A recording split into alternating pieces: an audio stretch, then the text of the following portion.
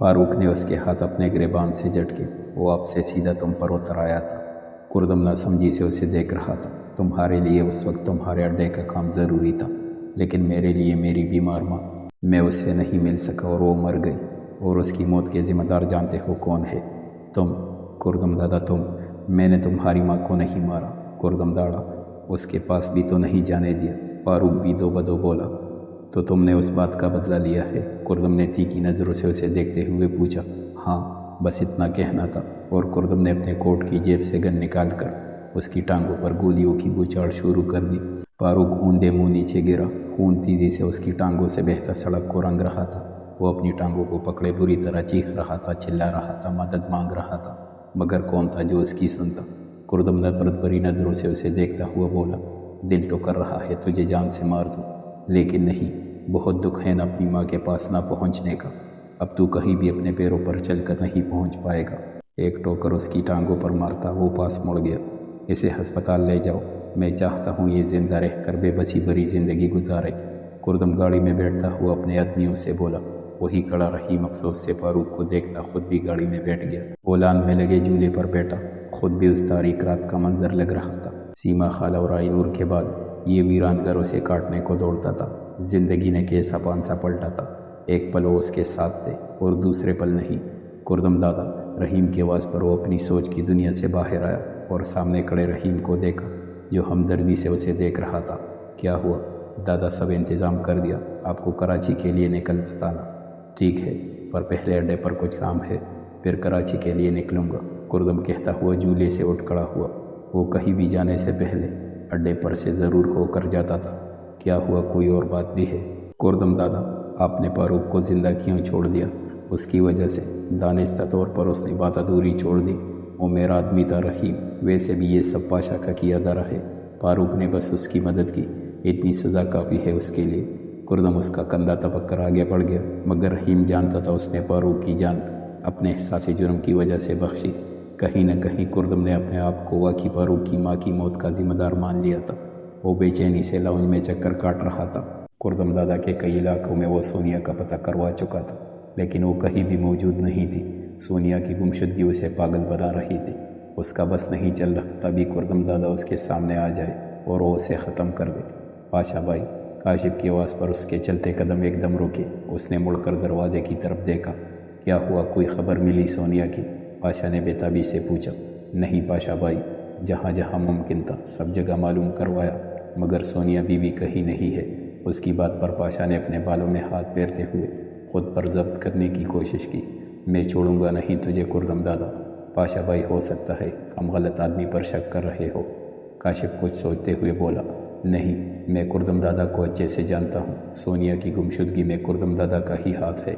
इतनी ज़रूरत वही कर सकता है। फ़ोन लगा, उसे कहो मुझे मिलना है। जी पाशा भाई। काशिफ अस्पात में सर हिलाता लाउंज से बाहर चला गया। कल का सूरज तुम्हारी ज़िंदगी का आखिरी सूरज ना बना दिया तो कहना कुर्दम दादा। पाशा ने चीखते हुए टेबल पर रखा गिलास फर्श पर दे मारा। चेहरे पर रुमाल बांधे वो राहदारी में कदम तेज़ी से आगे बढ़ा रहा था। हर तरफ सन्नाटा छाया हुआ था।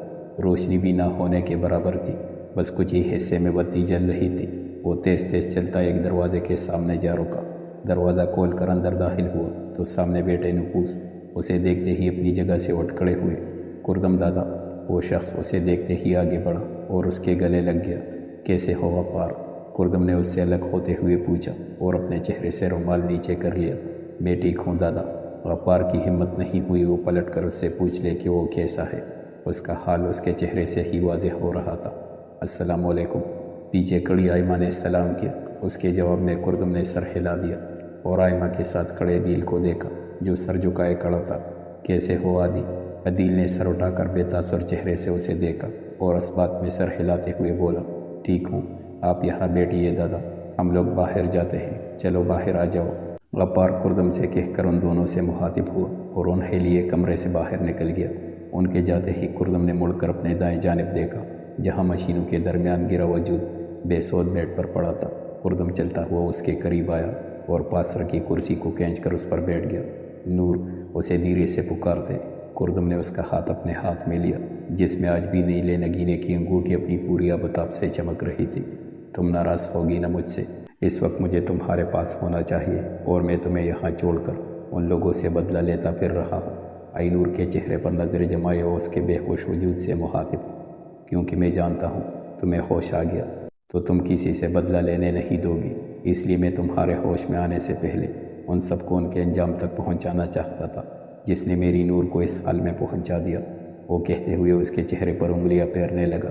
ڈاکٹر کہتے ہیں تمہارے بچنے کی کوئی امید نہیں، تمہاری یہ سانسیں بھی اللہ کی طرف سے معجزہ ہے، لیکن مجھے یقین ہے نور تم جلد ہی کوما سے باہر آ جاؤ گی۔ آئی نور کا ہاتھ اپنے ہاتھ میں لیے وہ اس کے بے ہوش وجود کو یقین دلا رہا تھا۔ کیسی بے بسی تھی، ایک آنسو ٹوٹ کر اس کی آنکھ سے بہہ گیا۔ جب تم ہوش میں آ جاؤ گی نا تو ہم یہاں سے بہت دور چلے جائیں گے، جہاں صرف ہم ہو، کوئی تیسرا نہ ہو، لیکن اس سے پہلے مجھے پاشا سے اس کے کیے کا بدلہ لینا ہے۔ میں جانتا ہوں تمہیں یہ اچھا نہیں لگے گا، مگر میرا حق بنتا ہے اس پر کہ میں پاشا سے بدلہ لوں جس نے میری نور کو مجھ سے دور کرنا چاہا۔ وہ کھڑا ہوا اور جھک کر اس کے ماتھے کو چوم لیا۔ ابھی چلتا ہوں تاکہ تمہارے پاس ہمیشہ کے لیے آ سکوں۔ ایک بار پھر جھک کر اس کے ہونٹوں کو چھوا اور پھر سیدھا ہوتا تیزی سے ہسپتال کے اس کمرے سے باہر نکل گیا۔ وہ خود پر کیسے ضبط کیے ہوئے تھا یہ بس وہی جانتا تھا۔ کردم کمرے سے باہر نکلا تو چہرے پر واپس رومال چڑھا لیا۔ سامنے ہی بینچ پر آئمہ بیٹھی تھی، بینچ کے ساتھ ہی غفار اور رحیم کھڑے آپس میں بات کر رہے تھے۔ ان سے ذرا فاصلے پر جیب میں ہاتھ ڈالے عدیل دیوار کے ساتھ ٹیک لگائے کھڑا تھا۔ کردم چلتا ہوا اس کے سامنے آ گیا۔ عدیل نے نظر اٹھا کر اسے دیکھا، مگر ان نظروں میں کردم کے لیے نفرت نہیں تھی جو پہلے ہوا کرتی تھی۔ ان آنکھوں میں کردم کے لیے ہمدردی تھی، کیونکہ آج اس کی بہن اس کے پاس نہیں تھی تو کردم کے پاس بھی تو کچھ نہیں تھا، وہ تو بالکل ہی خالی ہاتھ رہ گیا تھا۔ کردم اس کا کندھا ٹپک کر آگے بڑھ گیا۔ رحیم اور غفار بھی اس کے پیچھے ہی ہسپتال سے باہر نکل گئے۔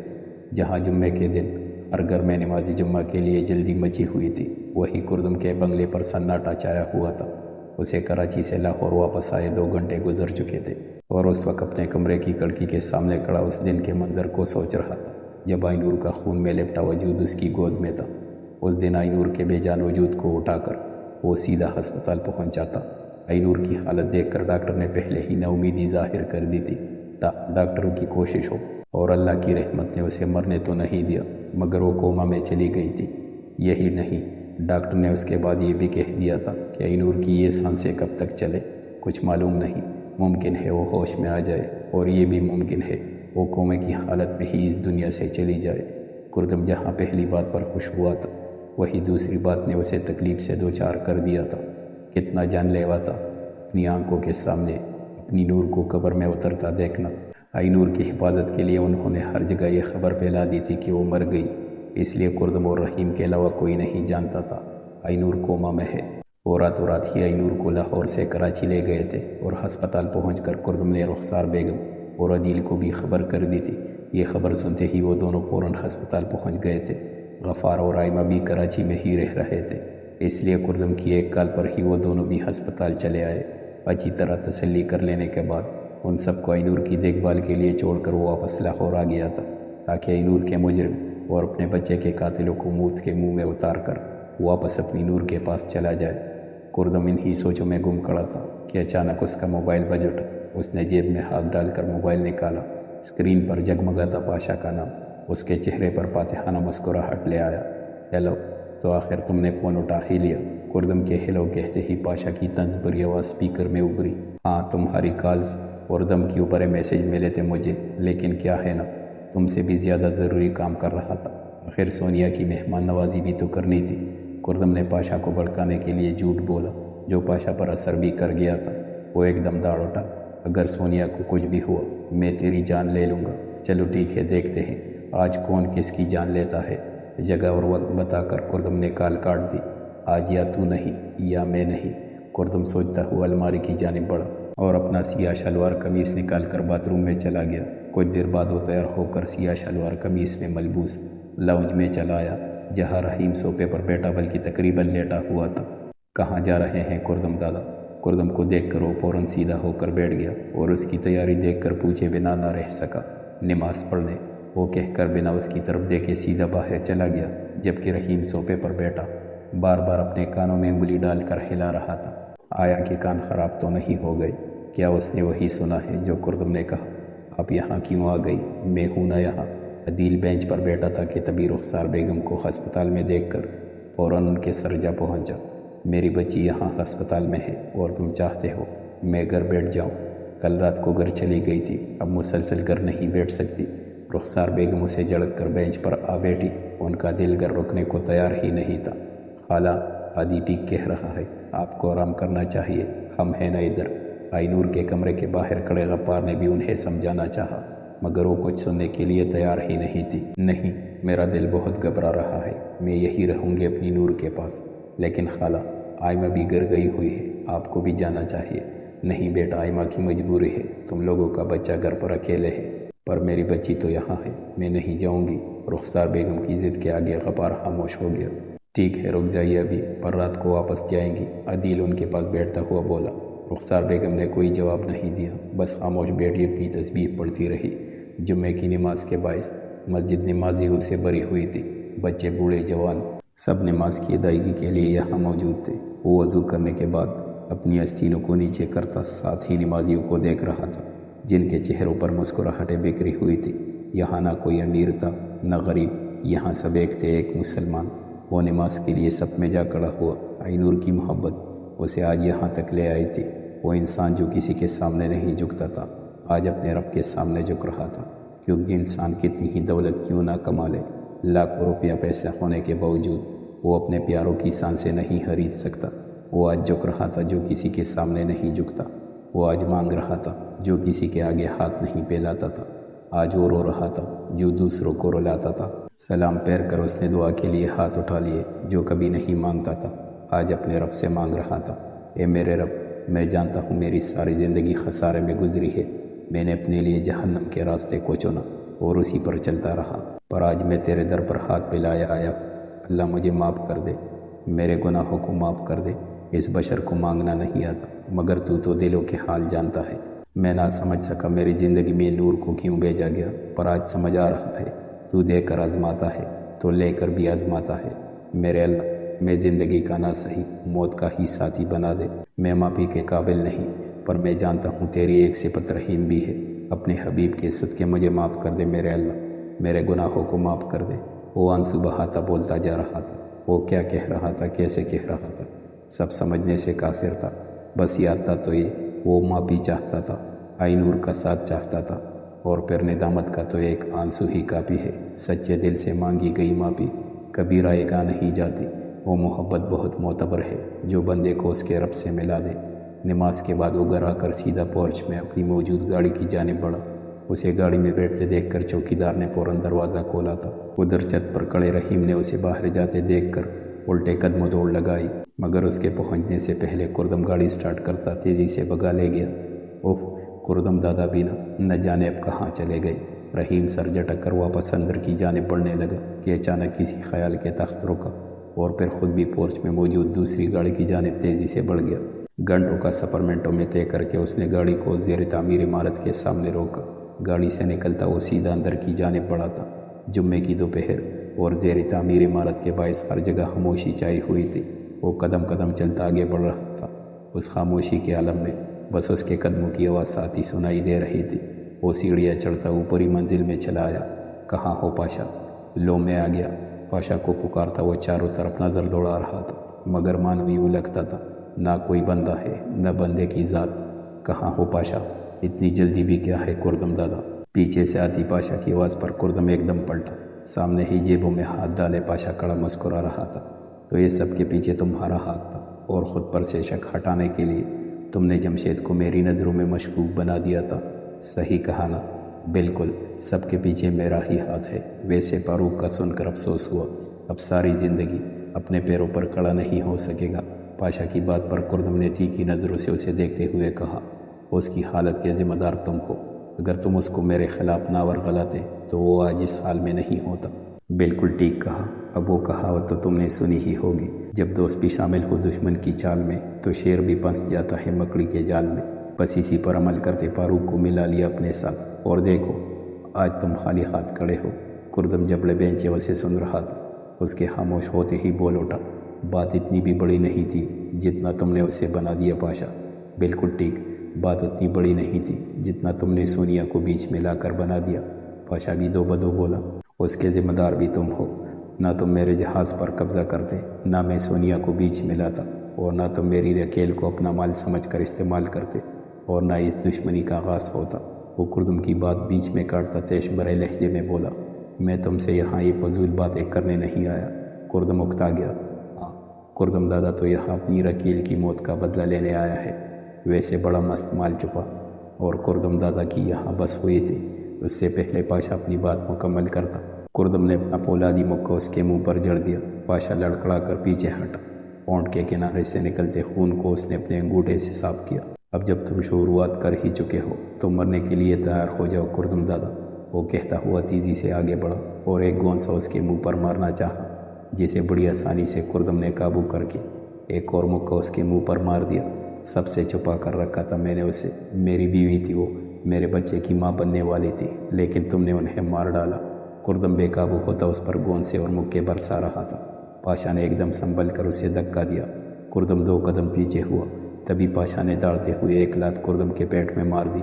میں نے بھی سونیا کو سب سے چھپا کر رکھا تھا کردم دادا، مگر تو نے اسے ڈھونڈ کر اغوا کیا، اس پر گولی چلائی۔ کردم کو گریبان سے پکڑ کر اس نے مکہ اس کے چہرے پر مارنا چاہا، مگر کردم نے تیزی سے اپنا گریبان چھڑوا کر اس کا ہاتھ پیچھے کمر پر لے جا کر موڑ دیا۔ پاشا بلبلا اٹھا، گولی ہی چلائی تھی، اس کی عزت پر ہاتھ نہیں ڈالا تھا، پر تو نے میری عزت پر وار کیا ہے، اب میں تیری جان پر وار کروں گا۔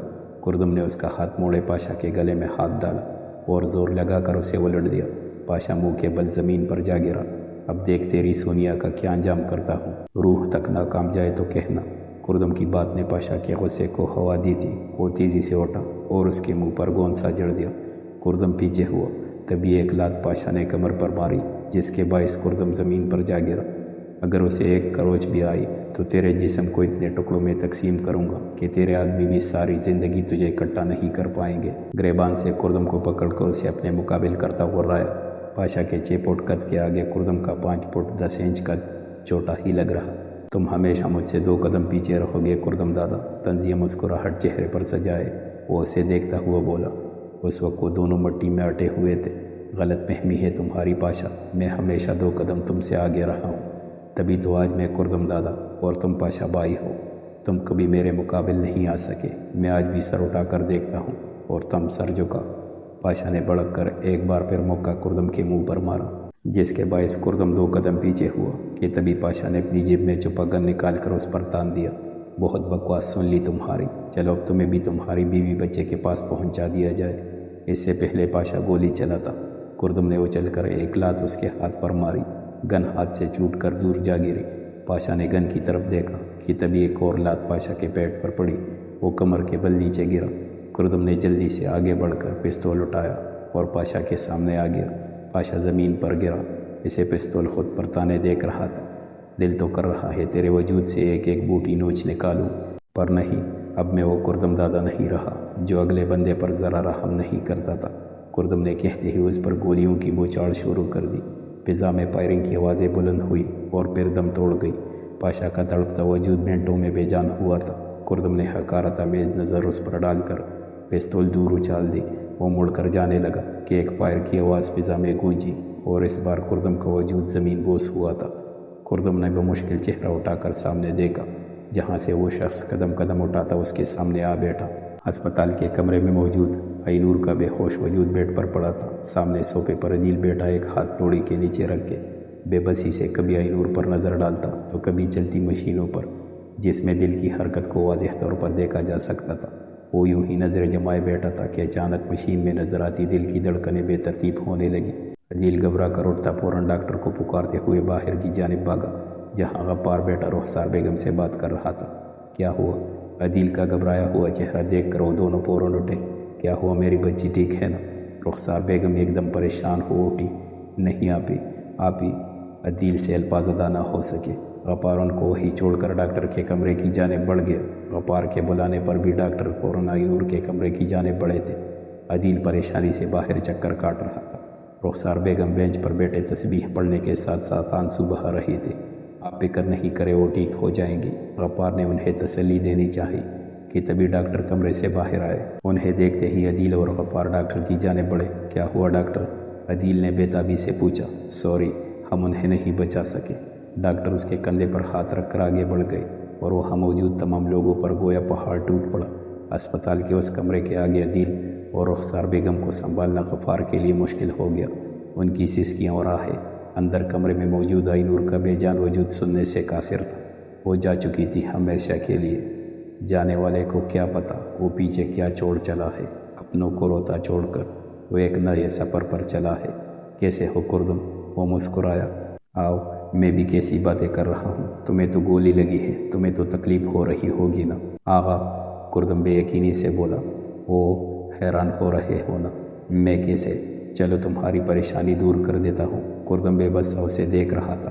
اس کے جسم سے خون تیزی سے بہہ رہا تھا۔ تکلیف ناقابل برداشت ہوتی جا رہی تھی۔ تمہیں پتہ ہے، میں ہمیشہ سے جانتا تھا پاشا انڈیا میں نہیں بلکہ پاکستان میں ہی ہے، لیکن میں انجان بنا رہا۔ جانتے ہو کیوں؟ وہ رکا، مسکراہٹ گہری ہوئی۔ کیونکہ میں چاہتا تھا تم مر جاؤ تاکہ تمہارے بعد میں اس جگہ آ جاؤں جہاں تم ہو۔ میں تم سے پہلے اس گینگ کا حصہ تھا، مگر خاور دادا کے خاص آدمی تم بن گئے کردم دادا۔ آغا حسن کے مسکراتے چہرے کے تاثرات بدل کر یکدم سخت ہوئے تھے۔ میں جانتا تھا تمہیں مارنا اس پاشا کے بس کی بات نہیں، اس لیے میں نے سوچا کیوں نہ اس کے کندھے پر رکھ کر گولی چلائی جائے۔ ماروں گا میں، مگر سب یہی سمجھیں گے کہ تم دونوں نے ایک دوسرے کو مار ڈالا۔ آغا حسن اور نہ جانے کیا کیا بولتے جا رہا تھا، مگر کردم کا دھیان اس کے پیچھے نظر آتے نور کے عکس پر تھا، جو سفید پراک میں کھڑی مسکراتے ہوئے اسے دیکھ رہی تھی۔ ناک میں چمکتی لونگ اس کی مسکراہٹ میں چار چاند لگا رہی تھی۔ ہاتھ میں موجود نیلا نگینہ دمک رہا تھا۔ وہ اس سے کہہ رہی تھی، یہ ایک ایسا دلدل ہے جہاں یہ پتہ لگانا مشکل ہے کہ کون ہمارا دوست ہے اور کون دشمن۔ ہم کبھی نہیں جان سکتے دوست کی شکل میں کتنے آستین کے سام پال رکھے ہیں۔ نور، ایک مدھم سی آواز کردم کے لبوں سے نکلی اور پھر آنکھیں بند کر لی۔ آغا حسن اٹھ کھڑا ہوا کہ تبھی ہوا میں ایک بار پھر پائر کی آواز گونجی اور گولی سیدھا آغا حسن کے دل کو چیرتے ہوئے نکل گئی۔ وہ زمین بوس ہوا۔ کردم نے بمشکل آنکھیں کھول کر اس گولی چلانے والے کو دیکھا۔ سامنے کھڑا شخص رحیم تھا۔ کردم دادا۔ وہ تیزی سے کردم کی جانب بڑھا اور نیچے بیٹھ کر اس کا سر اپنی گود میں رکھ لیا۔ کردم کی مدھم سانس اسے خوف میں مبتلا کر رہی تھی۔ دادا ہمت۔ وہ آگے کچھ بولتا، اس سے پہلے اس کا موبائل بج اٹھا۔ رحیم نے موبائل نکالا۔ غفار کی کال تھی۔ اس نے ایک نظر فون کو دیکھا، پھر کردم کو، جو آنکھوں سے اسے فون اٹھانے کا کہہ رہا تھا۔ رحیم نے نہ چاہتے ہوئے بھی کال اٹھا لی، مگر دوسری جانب سے آتی آواز پر وہ کتنے ہی لمحے ساکت رہ گیا۔ اس نے کردم کی طرف دیکھا جو اسے ہی دیکھ رہا تھا۔ نور، کردم بمشکل بولا۔ رحیم نے اس کا سوال سمجھ کر نبی میں سر ہلا دیا۔ اس کی آنکھوں سے آنسو بہہ رہے تھے، مگر کردم مسکرا دیا۔ دادا، رحیم نے اسے پکارا، لیکن وہاں سن کون رہا تھا؟ وہ تو بند ہوتی آنکھوں سے اپنی نور کا عکس دیکھ رہا تھا، جو کھڑی مسکرا کر اسے دیکھ رہی تھی، بلا رہی تھی۔ ہاں، وہ بلا رہی تھی، اسے اپنے پاس بلا رہی تھی۔ کیا ہوا جو تیرے سنگ نہ جی سکے؟ یہ خوشی تو ہے کہ تیرے سنگ ہی مر چلے۔ کردم نے اپنی آنکھیں بند کر لی اور اس کے ساتھ ہی رحیم کی آواز اس زیر تعمیر عمارت میں گونج اٹھی، کردم دادا۔ وہ قبر پر پھول رکھ کر سیدھا کھڑا ہوا فاتحہ پڑھنے لگا۔ پیچھے کھڑی رخسار بیگم آنسو بہاتی اسے دیکھ رہی تھی۔ فاتحہ پڑھ کر اس نے چہرے پر ہاتھ پھیرا اور سامنے بنی قبروں کو دیکھنے لگا جہاں وہ دونوں اپنی نیند سو رہے تھے۔ کردم کی لاش کو بھی رحیم کراچی لے آیا تھا اور یہیں کے قبرستان میں ان دونوں کو ایک ساتھ دفنا دیا تھا۔ یہ کردم کی ہی خواہش تھی جو پاشا سے ملاقات سے پہلے ہی اس نے رحیم سے کی تھی کہ اگر انہیں کچھ ہو جائے تو انہیں وہاں دفنایا جائے جہاں ان کی پہلی ملاقات ہوئی تھی، مطلب کراچی۔ چلے، عدیل آنسو صاف کرتا پیچھے مڑا اور رخسار بیگم کو دیکھتے ہوئے بولا۔ وہ بھی آنسو صاف کرتی اس بات میں سر ہلا کر اس کے ساتھ ہی قبرستان سے باہر آ گئی، جہاں رحیم گاڑی میں بیٹھا ان کا انتظار کر رہا تھا۔ انہیں باہر آتا دیکھ کر وہ نم آنکھوں سے مسکرا دیا۔ چلے رحیم بھائی، عدیل گاڑی میں بیٹھتے ہوئے بولا۔ رخسار بیگم پہلے ہی پچھلی نشست پر بیٹھ چکی تھی جہاں انہوں نے بیٹی داماد کو کھویا تھا، وہیں انہوں نے رحیم کی صورت ایک بیٹا پا لیا تھا۔ اوکے باس، رحیم مسکرا کر کہتا گاڑی آگے بڑھا لے گیا۔ وہ چل پڑے تھے ماضی کو پیچھے چھوڑتے ایک نئے سفر پہ۔ چھت پر کھڑی وہ اپنے ہاتھ میں موجود اس تصویر کو تپش بھری نگاہوں سے دیکھ رہی تھی۔ ہوا کے جھونکے اس کے بالوں کو اڑاتے چہرے پر لا رہے تھے، جنہیں اس نے ہٹانے کی بالکل کوشش نہیں کی تھی۔ اچھا ہوا تم مر گئے کردم دادا، ورنہ میں اپنے ہاتھوں سے تمہاری جان لیتی۔ تمہاری وجہ سے میرا سب کچھ مجھ سے چھن گیا، سب کچھ۔ اس نے کہتے ہوئے ہاتھ میں موجود تصویر کو کئی ٹکڑوں میں بانٹ کر ہوا میں اچھال دیا۔ وہ نفرت سے ان ٹکڑوں کو نیچے گرتے ہوئے دیکھ رہی تھی کہ تبھی پیچھے سے کسی نے پکارا، سونیا۔